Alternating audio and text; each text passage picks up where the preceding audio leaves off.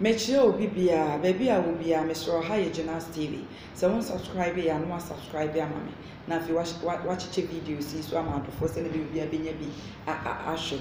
Na we di etia wa mesre mo enche kra na wotwe ya mu November da to so dunson na ye kua da be na fo amensam ni. E no my Ghana panyin o hwe esikasem so ye wura ken of riata. Okọ ma hye bedwe a okọ cheche ye esikasem e kire ye nyina 2022 teachiro ya kon ho esika okọ da na ye kire ma ye cheche kwan ye befa so a ye bedi no ntoto ya ban ye bebo ama na ye ma bebre akoso ama my Ghana ye ho atoye na na obi a won expectations send your word as na beso me wo me de arafo nka bo ko no mo wo de gutafo wo mo de obi a won de ano wo twan ni mu ese papa na ebeka ho asem minim se ye kan wo de ho asem ana se yan kan wo de ho asem na so matena cd papa no ye nyina ka ye nim se opoto ye brofo no kan ye yeso ye wo Ghana enti me beje mre mak ni nyina twi ensam na okokan na no budget no meso ma beka ni nyina twi na won so wate ase ye se ne be obehu se wo de no okan ho asem ana se wan kan ho asem enti wo hwe se ne mesi age ne ekola ki dia timi se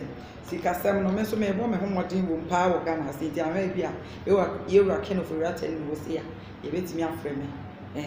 na na ma se wan po na mfo eja makwa akobwa eti matena si de yan se mere kra mpcho mama minyi eji no nkrata no famra so maka mo se yan nye brofo se ti me no mato me bo ase atwere ni nyina keno for riata de no na 44 pages me ma bone tofa ma bone tofa twi ni brofo nyepe ti ma bone tofa a me ba be kenkan e wo yaye kasem se ne be nyina e betimi ate ase na fe uni ase wa asem ye kan ya na ase yanka osuwe hu anamo a obetu enti ende e mediki ahya aka cho se na e kuada na wotwe ye mu ene ye wura ken for riata benyo ohwe esikasem so o my Ghana mu ode na ni kire mu o ma hye bedwe a ene o my Ghana 2022 ya kon ho esika ne se de besi aboye brafa wokọ kire ni nyina mu se de be ya ye be hu ne ye koso ene ntoto ne hyehye ya aban eye na ye wura ken for riata e hye ase no o kire mu se ene ye nyina nim se fi 2020 mu a besi sa de covid ye da so mu wonu ankasa mpo covid ni bi ache no enti wa hu se ne covid esitie in fact na enye easy kra na enye easy na emu woten e wo my Ghana mu because covid enye Ghana nku wiase afa na nyina na baby ya nkasa so ne ho akodi mu bi o my bia ho kodi mu enti budget ne de o chese ya agenkwa budget se eba beje yen efi covid-19 se mu totoye ne aban age efa sa ye kon ho asika no no chese ampa ya agenkwa sa na no woka ya agenkwa budget a eba beje yen 2022 mu enti ena na meka no so wo chese covid era yi mu covid abremu so no anye na emu nye fokra wonu ankasa di wadanse sa so no yade ni bi che no woti ase yade ni bi che na wonu ahu se ampade na nye easy emu wode nanso ni nyina mu no aban ejina ne nanso etoto niema ehhehye niema se de be ya ye nyina ye ho betimi ato enti no se aban ye ni dio se hwan na ye ni dio ye de aseda ye nyina bebom de aseda ma ma yankotwe di ampokwa me se na humobro no ebisu ye nyina ye so a nei ye da so ti ase wo de ye ntoto abrichefo se ni omusi wu ya se bio utimi se ye de yankopon de ho afofi pan ti wo kire se na emu woden de nanso ye be kase yankopon waye adom nti ye de aseda kase matwe di ampokwa me so obo ye nyina ho ban ya eja at least nye kura se bi mu free ma ye de ho toto abrichefo na kese ye de ndem eye pantie di nka no okase ye nyina o my Ghana aban ne mpemfo ye de aseda kase ma otwedi ampokwa me se covid abresu nyina osuso ye mu na mpo ebi mu ne no mbedi ye den no yen de yankopon ehwe ye nim ebo ye ho ban wo kire se covid abremu no ene opeso okakire abusua wo mo enam covid so ehwere wo mabusuafo wo mo hwere wo mo nkwane ne keka ho afi private schools ankrankran yo matiti wo mu schools a ye toto schools mbesa abosumi dumienu kwa afi baako aha ya no mo ntimi nkonkwa kire ade enam so ma bebre na ahwere sikande na ye no kre private teachers na bebre tifia wo mu suzanze wo nkra no ko school as school fees ni bi ene ye age atua woka esi ya to school mu ankra yi ma school ya wuti fie school be na school fees be na proprietor na ekoje na odi aba betua woka enti private teachers ne di ankran schools a chechefo no wo mo hu ko mu pa afei ankran mo abiebie omu nnwuma wo mu nyina ebi omu hwere sika because wo hotel ye nkwa adwuma so wo akwa brocha ko fo adwuma ye se lockdown plane tu shape nko ba bia enti no adwuma ye fo nso mu kodi mu afei hotels akese ye wo my Ghana mu ya lockdown ba ye measures aban hihye ode ba ye se ne nyina ebo en ho ban free coronavirus nti wo bia mpie nkotena ba bia so kodidi wo ye hotel hwe no anko ye program bia se nipa mra na jidiska afei miamia hodo a ye construction wo ho na etue sika na enam so ma obrofo so nya sika ni nyina ne ye nko ho bia ma enti ho nyina omo nso ho kan ye afei enyumakuo kana sen ye ba ya mamre fan nso ananam onu se bebre wo ho a na amamre wo mo ye oba bunu east se ya nanam wo mudi apo mudi bayire covid-19 abremu nana bia unkoya apo unkodi bayire enti chese na wo ya apo di bayire nana unya nkakra for covid-19 apensu yi wona na kro no unya anasa afahye bia na ekoso wo man Ghana mu a covid mu ya ntimi anye no eno nso so ede wo haw ene suntanso bre nanam afa dwumadi ahodo broni social event dwumadi ahodo a se na obi si me ye party obi si me topono wa ha obi si bia me ware wonam so bagigi sika ni nyina na enkoso afa mrantie mabunu mrantie ne mabawa wo muni nyuma nka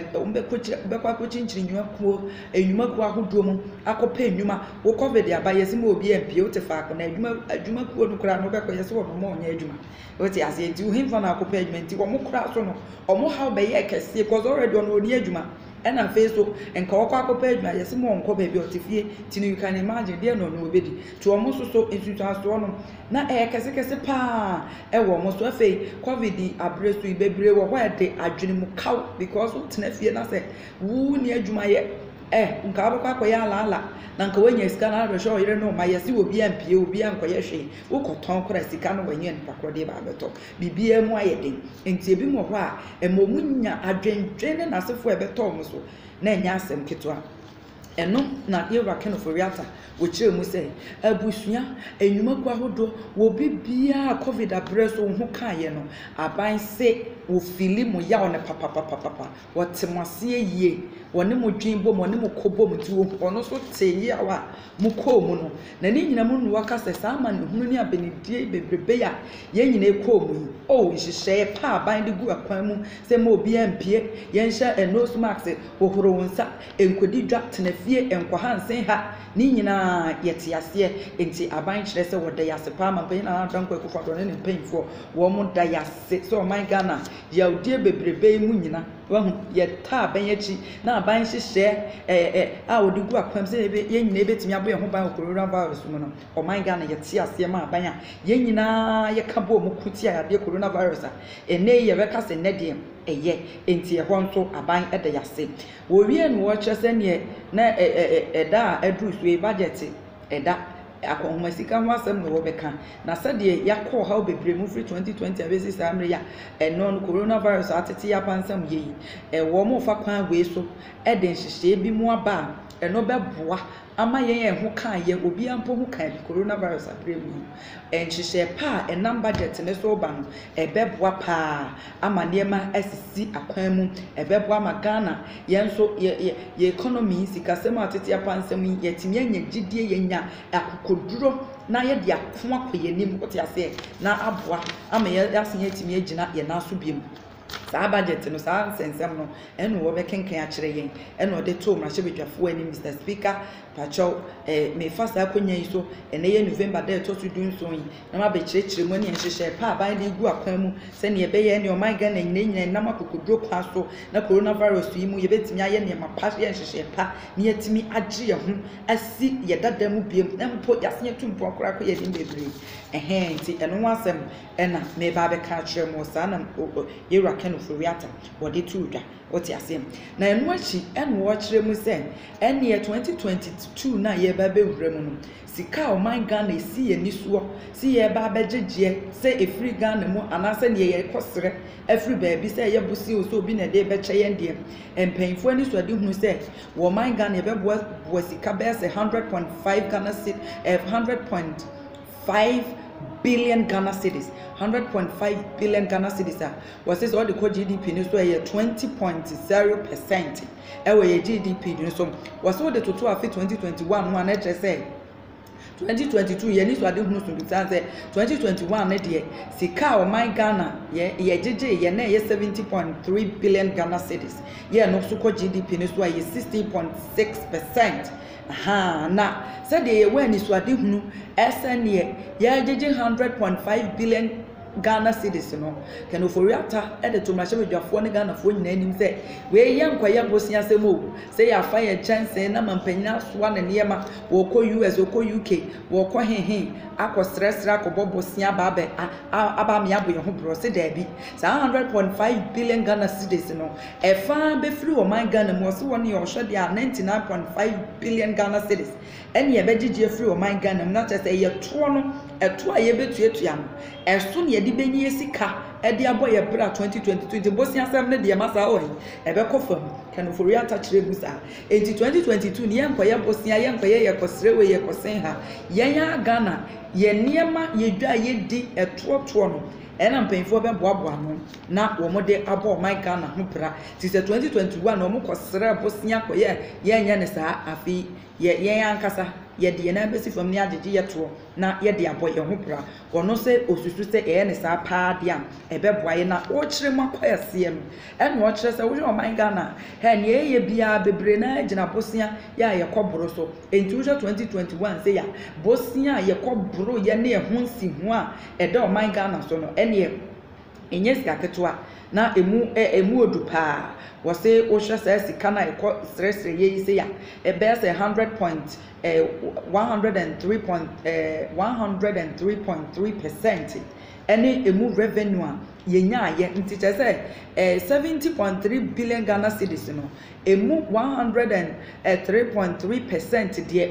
A free January kosi September 2021 ye wi ene de ni nyina se atuaka nteje say ye sika na ye jeje o my Ghana mu ya fa anya hwe bosia ya boro ne hunsi hu no enu ene ye san di kotu na che say e ka no enu na eku nti jeje sika o my Ghana mu fa anya hwe san di kotu yaka because o my Ghana ka eda yeso no eso pa nti wo hwe sika wo ka ho asemi a na che say 2021 sika e jeje ye ne de ye di ni nyina mpokotu ya bosia ne hunsi hu a ye beka se ye wie kura no ye san de ka e wo my Ghana mu en wo che say ne sa de em wo M1 2022 ni nyade aye kɔ ne saa yɛn bɛde de yesika o my Ghana mu ne yɛde abo ebe kɔ so kɔ bobo si a ensi hu untu anwi a na ɛkɔ n'anim penalties ne ne keka ho yɛn ne saa afi yɛso yɛ ni atibi yɛso yɛ betu yɛn fo sɛ ne mrɔfo no wɔn mo ɛgigi toɔ wɔ mu krom de bu wɔn ma no saa pɛpɛ na 2022 yɛ ba bɛyɛ no wɔ wie yɛ ɛna wɔde toa so sɛ Obo my Ghana ma and 2021 population and housing census Ghana Statistical Service. Now no the king kayo mo kokin ko mu wi e mo sini pe wo Ghana 30.8 million and yet Ghana. Now so 30.8 million emu 2,364,348 what the call ohamu chichemu 10% pe and etua a tax. E wo Ghana ha. Na che say a nipa 30.8 million na egu Ghana no emu 10% ye nu 3 million po ene tua tax o en working en watch say wo share 2020 about a 2-year registration mu ye ya ene easy for we no msi nipa a wo mo so register mo ye 17,027,941 and omutimi register mo Ghana e wo my Ghana now so ko senate nipa wo mu contribute to senate e 1,643,839 per and it year senate which means say any wo ye adwuma o my Ghana mu te say a public official places or more team contributed to senate no tia bi kitwa bi ye no so e wo my Ghana na no hwe ko basa na ne ayo how pa na ni nyina ye de he ni nyina gina se o mai ye niema ne ye ntoto ye bi wo a enkoye eno ka ho bi na ma ne yes a no watch say kwan ye fast way jeje ye to no ni nyina ka ho bi na enipa be say 30.8 million e wo my Ghana mu no emu 2,364,348 o hamu chichemu wo de ko hamu chichemu mu a 10% du penetrate tax ni nyina say kwan ye fast way tuatua no enye Any open who say my a toya a GRF wagigi yebeko company it is a GRF wabanu and lock and walk up baby hinta. Just a woman train and in Chamukra just say a Ghana has a private sectors and crank Juma Kuno, woman a tia to an aqua, banya Juma Kuaho run it. Hey! Woman tia to about say, a woman in a chroma, a woman ya manya a banya Juma who draw my gunum, woman tia to.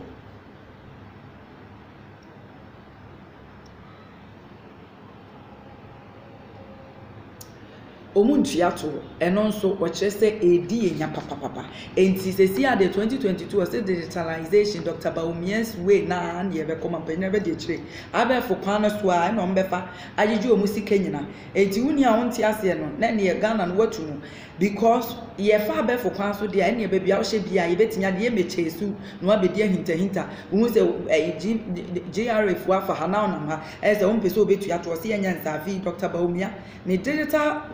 way no egwa bi ne ekose ne be ya yenso ye betimi atuatua ye ho aka na o man Ghana betimi nye sika boye bra because de enwumaku ahodo e wo man Ghana mutimi gigi sika edi tu o madwuma ye fo ka no sa pepepe na o man Ghana so sa kwa na wo se ye so ye fa so ne gigi sika na enwuma ye fo e wo man Ghana timi tu o mo ka ne nya bi e bo bra to aduane di digitalization na Dr. Baumia de ba ye no sa pepepe ne yekono eti ehon so sa na ye wura for reata chirem wo wi en wo che se aban ye hihye bebre ye no no beboa yen ama yetimi agege yeto nei wo se Ghana Revenue Authority GRF wo mo be ye platform bi o mba ye hihye bi a ene ewu a wo ajapade o my Ghana so wo adwuma sa wo ye den ye sa kwana so no bia be fa tua neto na akwa assembly ho direct yes obi ne na mokwajeje hwem onne so omo se enche Ghana Revenue Authority we be January 2022 mu no ma yes ahihye no wo ma hyase yes ahihye ni nyina se de be ya ene wo bibia wo ajapade wo adwuma wo de wo fie